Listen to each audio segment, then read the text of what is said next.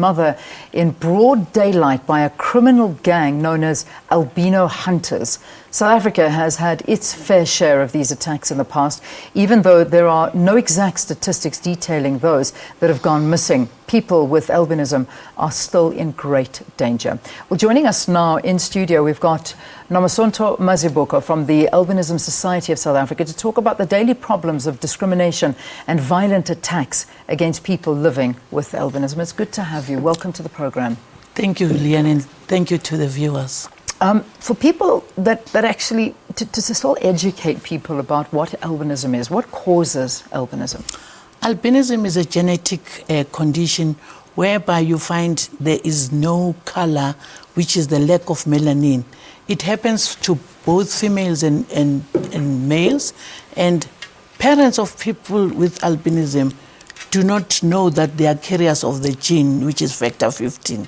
And it is for both of them who will know later that they are carriers when a child with albinism is born.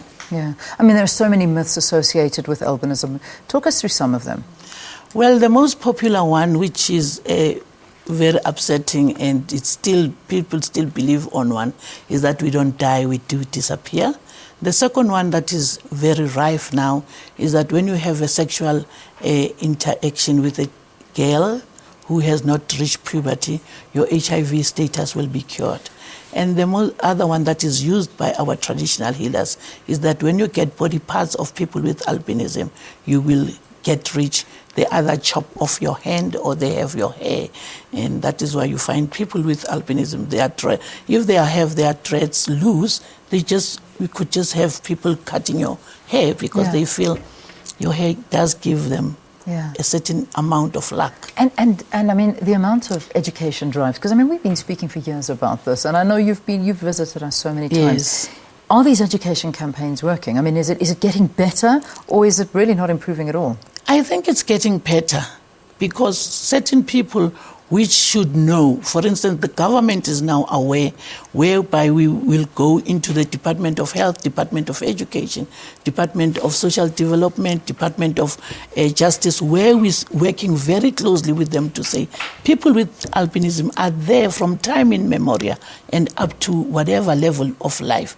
So it becomes very important that we get protection from the police, us and our families, and make people aware. It is becoming better, but the perpetrators are coming more violently now, as it is in South Africa. We are having a case that we're going through with of a lady who was killed in KwaZulu-Natal last year in August.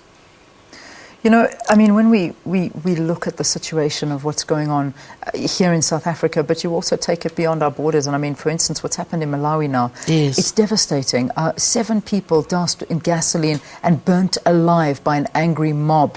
You know, I mean, this is just absolutely ridiculous when they actually found them in possession with a bag of albino bones and body parts.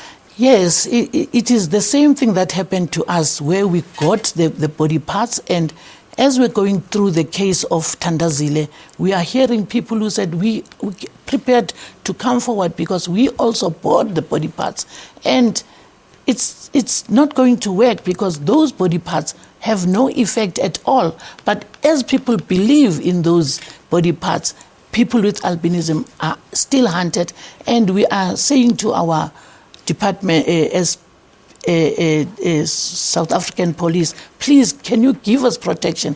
And we're saying to parents of children with albinism, please make sure that you know exactly every minute, every hour where your children are. Yeah. I mean, in Malawi, they've actually taken such a stance right now that police have been given the right to shoot to kill. Exactly. Because that's how bad it is. I mean, they are openly killing people with albinism. And it's giving worry to us as people with albinism in South Africa because it's SADC.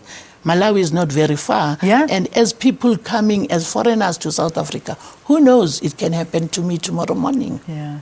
I mean, Nomasonto, what do you do on a regular basis? Do you travel on the African continent? I know there's so much work to do here, but are there different organizations in the other African countries as well? Yes, last year we had a conference in Tanzania, and then after the conference that was funded by Under the Same Sun, we formed a Pan-African Albinism Alliance, as where we are going to form these alliances. All the albinism societies are going to come together and form the PAN, whereby I've been asked to be the chairperson of this alliance. We're trying to register the alliance in Africa, either in Kenya, Tanzania, or in South Africa. So we're very busy. We've just come back from Tanzania in November. We are going to meet end of April in Nigeria, where we're feeling eagerly to say, if we don't unite as Africans, then it will sporadically happen in other countries. So we need to unite as people with albinism and say enough is enough, Leanne. Yeah. Yeah. I mean, I'm even seeing now you talk about Nigeria. I mean, I'm just looking at some of the information that comes out on the web, and I see a website in Nigeria just putting up these myths that you spoke about to try and educate people that it's not real. It is a myth. These are myths. And what is important is that people with albinism themselves must know that they've got a constitutional right. The United Nations has made a resolution, L33, to say all our states should unite in protecting people with albinism and their families. And then we have now June 13, whereby we're celebrating the 13th of June as the Albinism Awareness Day, where we're going to educate. In South Africa, we do celebrate June 13, and in September we go wild and educate.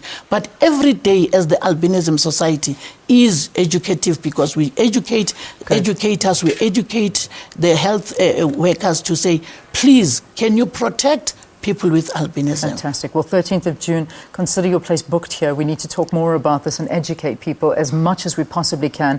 Nomasonto Mazibuko, National Director of Albinism Society of South Africa, thank you. Thank you very much. And keep up the wonderful work that you're doing in education. Thank you. You. All right, it's quarter